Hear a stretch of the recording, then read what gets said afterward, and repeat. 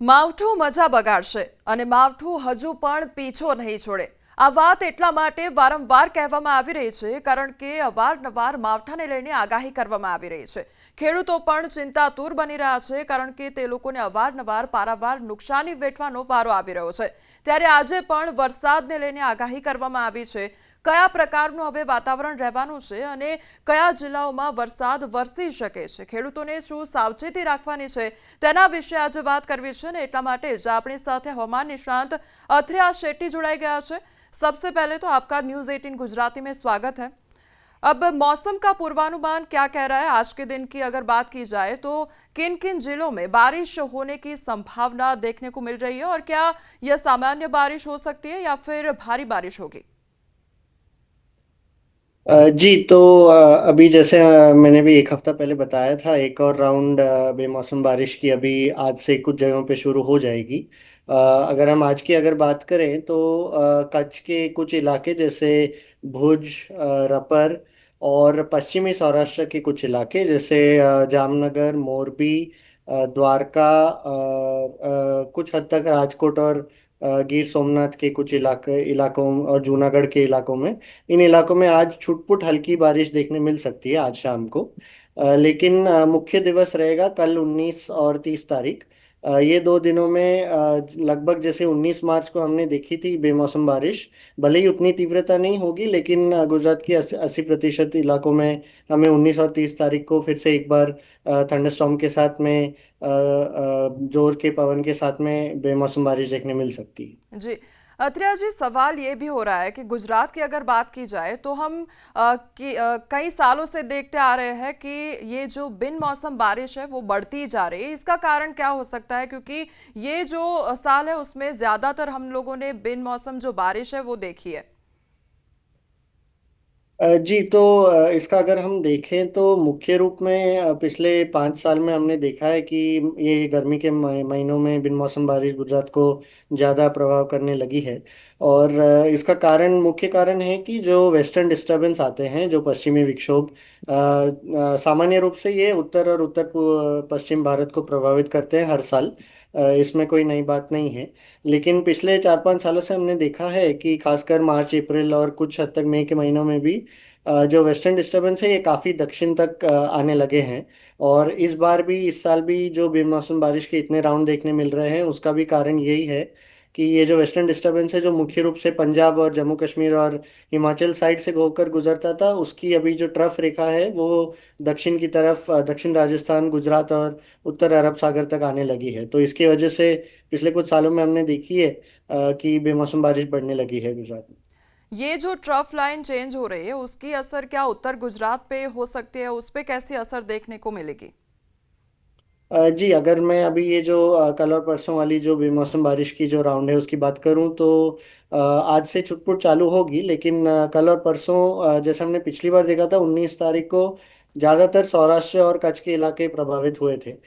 लेकिन इस बार हम देखेंगे कि सौराष्ट्र कच्छ के इलाके भी रहेंगे, लेकिन इस बार उत्तर गुजरात और उत्तर पूर्वी गुजरात भी प्रभावित होंगे। तो यानी कल और परसों हम देख सकते हैं बनासकांठा, थरड, साबरकांठा, महसाना, और फिर अगर हम उत्तर पूर्वी गुजरात की तरफ जाए तो अरावली और दहोड़, और फिर मध्य गुजरात की तरफ भी आए तो गांधीनगर, हिम्मतनगर, अहमदाबाद के भी कुछ इलाके, ये सभी इलाकों में हम इस राउंड में हल्की से मध्यम थंडरस्टॉर्म के साथ में बारिश देख सकते हैं जी अगले 2 दिन। जी। अगले 24 घंटे की अगर हम बात करें तो कैसा मौसम देखने को मिल सकता है? क्या आंधी तूफान आ सकता है, बारिश देखने को मिल सकती है और किन ऐसे क्षेत्रों है कि वहां पर ऐसी बारिश हो सकती है? कौन से ऐसे क्षेत्र है वहां पे बारिश होगी या आंधी तूफान आएगा?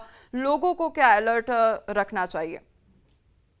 जी तो अगर हम बात करें तो जो 19 तारीख की जो आंधी तूफान वाली जो बारिश थी, उतनी ज़्यादा तीव्रता वाली इस बार मुझे नहीं नज़र आ रही है कल और परसों में।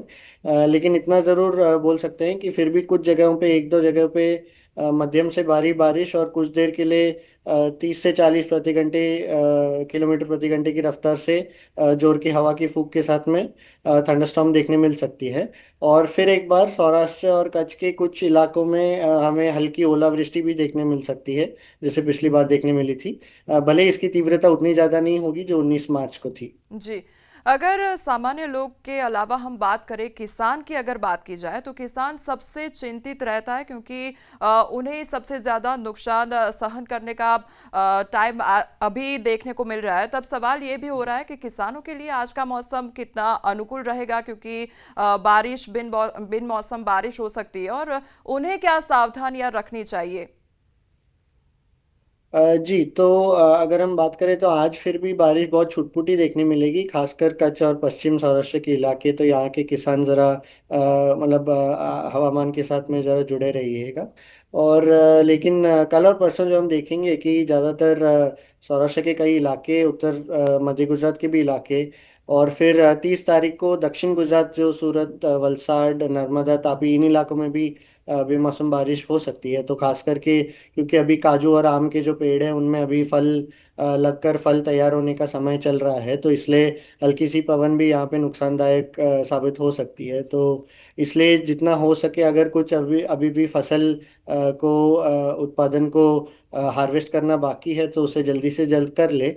और जितनी हो सके, अगर अपने छोटे फसल कुछ हैं खेतों में, तो उनको ज़रा सपोर्ट देकर थोड़ी संभाल कर रख ही दीजिएगा। जी, अथरिया जी, अभी मार्च का महीना चल रहा है और मार्च में भी हम बारिश देख रहे हैं।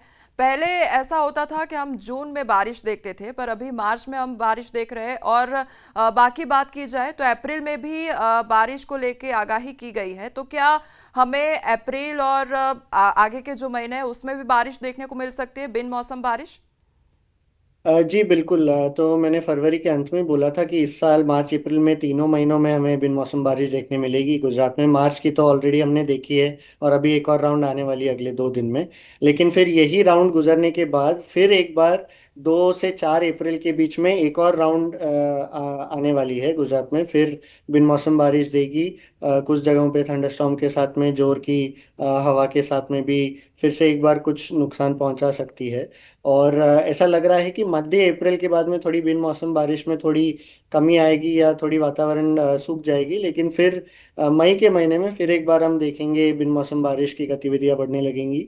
और ज़्यादातर के गुजरात के लगभग सभी इलाकों में अगले एक डेढ़ महीने में हमें बिन मौसम बारिश देखने मिलने वाली है। जी, जब बिन मौसम बारिश की बात आ रही है, तब ऐसा भी सवाल हो रहा है कि क्या किसी क्षेत्र में चक्रवात का खतरा बन रहा है, और उसकी स्थिति क्या रहेगी।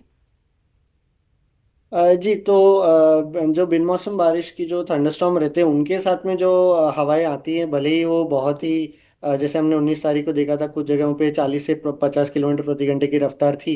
लेकिन ये जो है ये सिर्फ थंडरस्टॉर्म की जो हम उसे डाउन ड्राफ्ट बोलते हैं, यानी कि जब ऐसी कोई थंडरस्टॉर्म ताकतवर वाली बनती है तो उसकी जोर की हवा की फूंक नीचे आती है, जो हमें देखने मिली थी।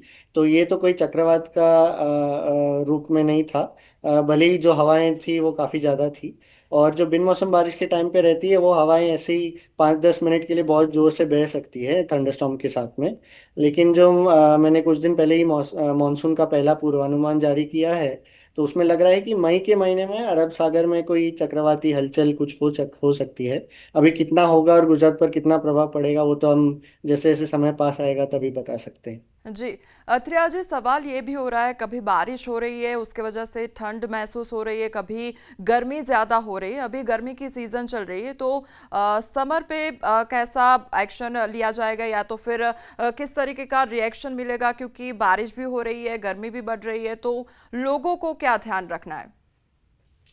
जी तो अगर हम देखें तो खास करके ऐसी जब वातावरण में पलट आती रहती है, जब कुछ जगह पे बारिश, फिर कुछ दिन बाद में फिर से गर्मी, फिर वापस कुछ कुछ कुछ दिनों में बारिश, तो ऐसे ही वातावरण में ज़्यादातर सर्दी खांसी और जो सीजनल बीमारियां हैं वो ज़्यादा बढ़ने लगती है।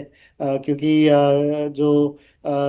जब बारिश में नमी, फिर वापस गर्मी, फिर वापस नमी आती है, तो ऐसी बीमारियां बढ़ने की स्थिति बन जाती हैं। तो इसलिए अगले कुछ महीनों में भी जब अगर गर्मी की अगर मैं बात करूँ तो मुझे 40 डिग्री से ऊपर की उतनी तीव्र गर्मी जैसे मार्च की शुरुआत में देखी थी वैसी नहीं नजर आ रही है। लेकिन भले ही क्योंकि अभी बारिश के राउंड आते रहेंगे तो इसलिए 36-37 डिग्री के तापमान में में भी काफ़ी बेचैनी महसूस हो सकती है उमस के साथ में। तो इसलिए सब लोगों को जितना हो सके दोपहर की गर्मी में बाहर कम निकलें, और घर घर को भी ठंडा बनाए रखें। जितनी हो सके घर की खिड़कियां और दरवाजे दिन के समय में, खासकर दोपहर के समय में बंद रखिए, ताकि गर्म वाफ घर के अंदर ज़्यादा ना आए। और सेहत का ख्याल रखें। जी। अत्रिया जी, एक सवाल ये भी कि क्या किसी क्षेत्र में हीट वेव का अलर्ट जारी किया गया है? फिलहाल तो मुझे अभी अगले 2 हफ्ते के लिए कोई ऐसी हीटवेव की स्थिति नहीं नजर आ रही है गुजरात में। और उसके बाद भी अगर मैं बात करूं तो मध्य अप्रैल के बाद में थोड़ी तापमान में बढ़ोतरी हो सकती है भले।